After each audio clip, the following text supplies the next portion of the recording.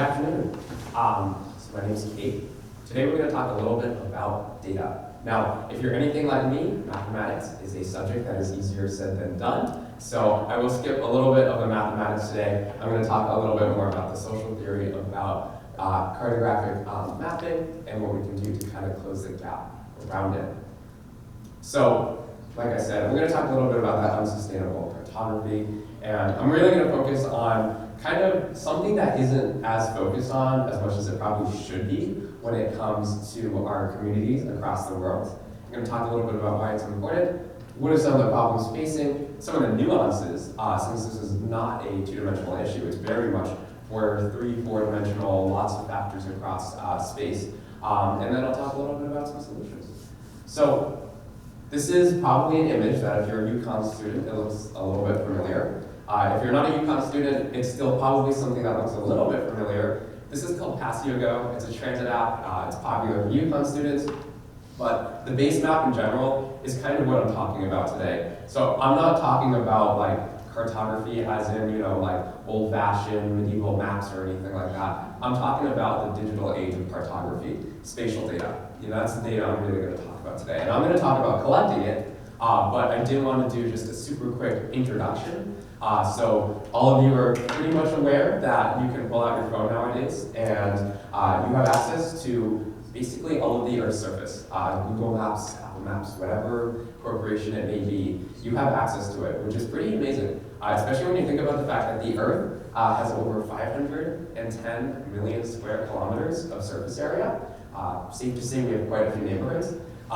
So considering the fact that although we've taken hundreds of years to kind of analyze the Earth's surface, and nowadays we can just take a satellite, throw it up into space. Yes, it costs a few $1 billion, but because of that, we can just pull out our phones and determine what time our bus needs to leave to get to our linguistics class on time, or whatever purpose. I'm sure many of you use an application to get here today. If you're not from the UConn area. So as you can see, it's a pretty amazing feat, and some people don't even, and to be fair, like before college, I wasn't even fully aware of the feat that GIS, Geographic Information Science, is. So I just wanted to point that out before I start talking about the rest of the talk. Like I said, this is our Earth. We have over 8 billion people, over 500 million square kilometers, so got a lot going on here, and it's pretty essential. Our Earth, many of you are probably aware, our Earth's surface is changing faster than it ever has in recent history. In terms of our current geological era, human usage has whipped up quite a frenzy on the Earth's surface, the lithosphere. We're seeing a lot of modifications of our natural environment, our atmosphere is warming up, etc. And we're seeing, because of that, we're seeing a lot of our Earth systems kind of being catalyzed, moving a little bit faster, changing more rapidly than what we've seen before. Now, yes, the Earth goes through warming and cooling periods, but again, this human-caused climate change is faster than these other warming and cooling periods. So it's essential that we understand what's going on our Earth's surface, and it does go a little bit deeper than just what time your bus has to leave for class. So again, normally mapping is a quite intensive project.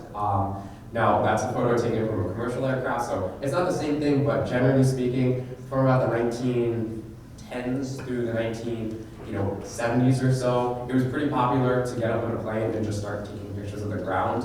If you go to any of the UConn or any other university archives, chances are you can find old mapping data that's just a bunch of, photos that people took of the ground, the pilot that took that of the ground. Even nowadays, like I said, we do have satellites that does it automatically, but the process costs billions of dollars. And that's just for the stuff above. If we're talking about, the actual roads that are on the ground, if we're talking about mapping the points, the physical infrastructure, oftentimes that's a team of engineers, surveyors, architects, planners, and that can cost, hundreds of thousands of dollars. To give you an idea, the city of Austin spent over $1 million on geographic information science services in the past year alone. Now, granted, do they have a budget of $4 billion? Yes, they are a large city, but that's just geographic information science. That's just one tiny little part of their public works department, and a lot of those costs are fixed costs, which can create problems for underserved communities, which is exactly what I'm going to talk about today. So yeah, the biggest problem that we're seeing is how certain communities can see kind of a very great coverage, good coverage of that mapping services, but some don't see that as much. We're going to talk a little bit about the nuance in that. And we're also going to talk about the effects of that. Since, the American Society of Civil Engineers, you may have heard of our nation's report card on our infrastructure. We currently have a C-. Now, it's not a great grade. Now I will say, we did actually have a D in 1988, and up until a few years ago, we had a D+. So we've been getting better. We've been studying, and we did actually put a lot of money in recent acts to make sure that our infrastructure is well funded. But a C- is still pretty not great. So it's something that we should work on, and I'm going to talk a little bit about why cartography is important in that. So to start off, what is an underserved community? That's kind of important. Definitions may vary, but I want to clarify that when I talk the definition, thanks to the Federal Emergency Management Agency, is communities that have limited to no access to resources or that are otherwise disenfranchised. A variety of definitions that this could kind of account for, but generally speaking, a community that has less access to economic resources for a variety of reasons. For example, a coal town in Appalachia where the mines, they moved out, they closed up shop, and now that community is left with very little public funds, very little income overall, and that town could be struggling, for example. And that's just one example of a town. There's plenty more, but compared to, say, an affluent community, Connecticut is full of a lot of affluent communities, so that's something where a community has a lot of money, a lot of income coming in, whether it's because of, say, New York City or Boston that's only an hour and a half away, or because of, an actual industry within the towns. For example, Connecticut has a decent amount of tech companies, and of course we have our defense industry too, of course. So some of our towns in Connecticut have a lot of that affluence, which means that stuff like GIS and infrastructure engineering aren't as hard to come across compared to, say, towns that are even in Connecticut or across the world that might not have those resources. So the U.S., according to the U.S. Census Bureau, the U.S. has over 341 counties that are considered to be underserved. This is across the region, and to give you an idea on the scope of this issue, that's about 6% of the U.S. population.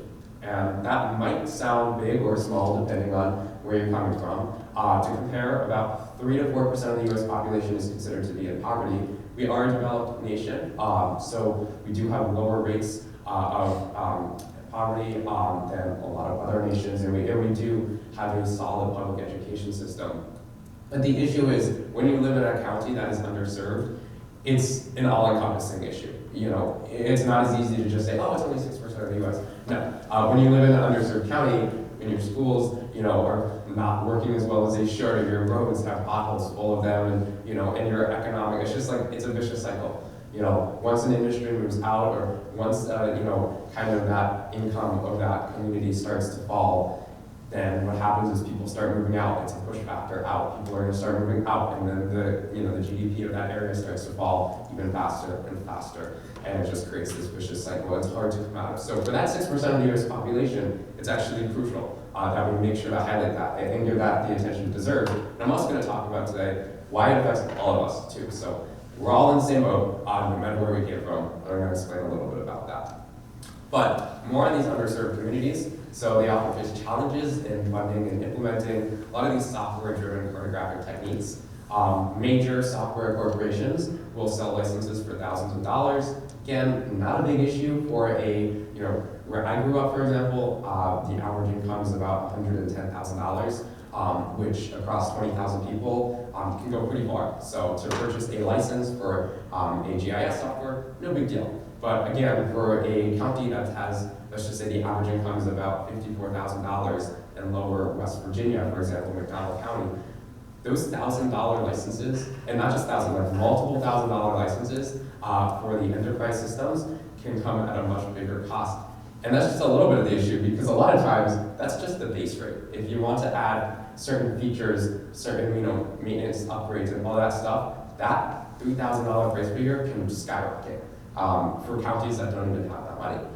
So oftentimes this leads to gaps. We talk about gaps today, leading to this gap in data collection and then monitoring, of course, and it creates this huge issue. So I'll talk a little bit about some examples later on in the talk, but let's talk a little bit about the broad challenges that an underserved community may face in terms of cartography. So first off, land use planning might not be precise. This is kind of maybe an obvious one, but what's not obvious is what happens. So this can lead to property challenges in terms of boundary rights. It can also lead to unsustainable urban development. I think sustainable is a bit of a buzzword as of recent, which is good because we live on a planet that does have limited resources. So it's important that we are purchasing, that we are building, that we are living at a rate that can be replicated across generations of time. But the thing is, when your map services can't even account for that, you're kind of already setting a community up for failure. So already on stage one of mapping out a town or redoing an intersection already, communities already at a disadvantage. Then there's also the issue of essential services. So, for example, school districts and emergency services in most towns are divvied up, determined by GIS. This is to determine, the fastest response times, the logistics. So, for example, in northern Colorado, a community might have 2 fire stations across town. One has the bush truck for the bush fires because it's Colorado and there's wildfires. The other might have a hook and ladder for the few tall apartment buildings that are in that small town. And the thing is, it's important to know who's going to get service to what, because that'll determine who's going to be okay in case of an emergency. So that's why geographic information science is important just beyond getting to my linguistics class on time, for example, because it literally could mean life or death for so many communities. So when GIS is kind of ignored or is quite literally not even funded in these communities, all of a sudden essential services like getting the kids to school or making sure that your house is not going to burn down, that starts to get sacrificed, which is a very dangerous and bad situation. If that wasn't clear, that's a bad situation. And then there's also the fact that I did mention this earlier in the talk, economic development may suffer. So again, that's that vicious cycle. It just continues, it perpetrates. Once businesses start to leave, let's just say they're not happy, with the fact that maybe the county didn't plan out their transportation systems just right. So their business, their customers aren't really coming at the rate that they used to, and they're struggling with their business, and then they find that they have to close up shop or move out to another county, another area. Well, then what happens is the business leaves, and no one's going to take up that old tenant space.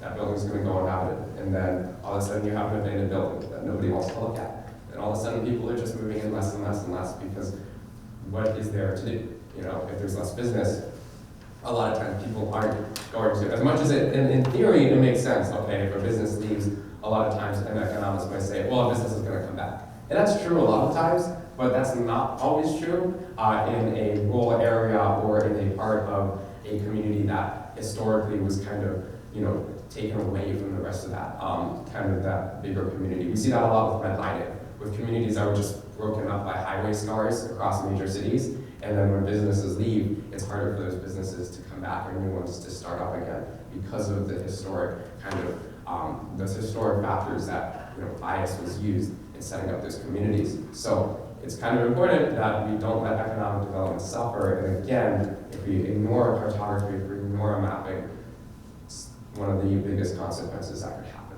and then it just makes it worse and worse and worse. But it also affects everyone. So I think it can be easy to say, oh, well, this affects some people, and I feel like sometimes that happens in academic literature, but I want to point out that this affects all of us, especially, like I said, our Earth is changing rapidly. So I want to point out a few ways. So first off, inefficient resource allocation is just bad for all of us. So we lose money, and I know a lot of them, unfortunately, or depending on, how you view the world, money is kind of, a major factor. It's probably one of the biggest factors in how we run the world. Whether you agree with that or not, it's unfortunately, or fortunately, depending on who you are, a reality. So if our resource allocation is subpar, now we're all gonna lose money, and that's not good for any of us. But let's talk a little bit about human factors. And so pollution control is a big one. Pollution doesn't just stay in one place. There are examples of that, but generally speaking, if you throw up carbon dioxide in the atmosphere, it's not just going to say, oh, I'm just going to stay right here. And it's going to want to go around because there's jet streams, there's atmospheric rivers and all of that. Same with, fluids in the water. When Dow drops, thousands of tons, or not thousands of tons, excuse me, but when Dow dropped a bunch of chemicals, if you remember the Teflon story, when they were making Teflon, they just kept dumping the waste product into the water in West Virginia, that water is now in our blood. So as you can see, again, that's not really an issue of cartography, that's a whole separate issue. But that's kind of an issue of if something like that isn't properly mapped, isn't properly taken inventory for, accounted for, then we get into a situation where 30 years later, 99% of us have that chlorofluoric carbon in our blood. So that's just one example of how these issues can really get worsened across the entire world. And then there's also the fact that there's educational and research projects.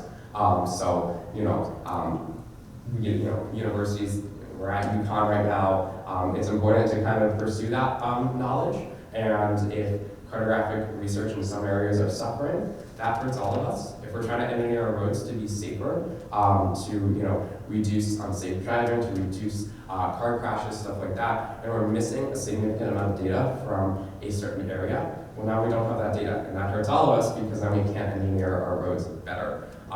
So I'm sure you can think of multiple examples of that. And then there's also, property values, again, kind of back to that money.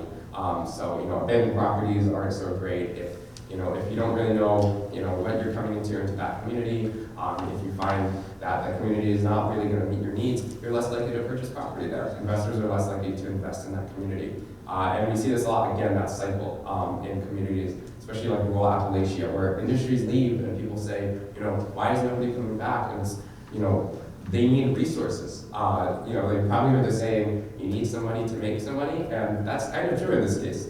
These communities need to be funded so that they can succeed. Same goes for every community, but especially these underserved communities. This image may look familiar if you're from California. It's from 2018, November of 2018. This was a shot from Landsat Imagery, so this was NASA. This was a shot of the Paradise Fire, the campfire specifically. In 2018, this took multiple lives, over 80 lives, and burned over 13,000 acres of land in California. And it's one of the deadliest wildfires in recent history. This fire was started mainly because of the issues within cartography. The utility PG&E, Pacific Gas and Electric, failed to account for old infrastructure, and because of that, unfortunately, one of their old clips fell, ignited on grass, and we got that deadly fire. So it's not just communities that suffer from being underserved. There's also an issue there's also just the issue of sometimes people just ignore. So it's an issue kind of around everyone that everyone needs to be aware of. And some quick solutions, real quick. So open source GIS software, QGIS, stuff like that. That's all great community initiatives. So I'm going to show a quick example of a community initiative after that. Also stuff like collaborating with educational institutions. UConn has a lot of archives. All that stuff is available, and of course, we can also just encourage that open data sharing. The NOAA, for example, shares weather data for free. That's a really useful resource. If we encourage that kind of situation, then we can share our information and hopefully start to stop that cycle. This is an example of my fellow intern, Chris.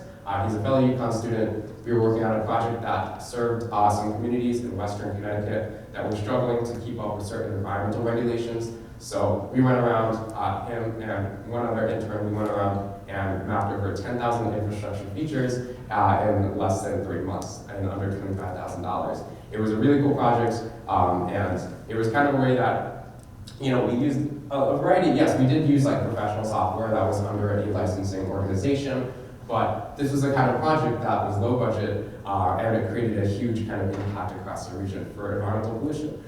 So that's the kind of thing I'm kind of talking about. That's what we want to focus on, those community initiatives. Because the reality is we can all contribute to solving this problem, and we can really contribute to addressing the needs of communities across the world, including all the communities that we call home. So thank you.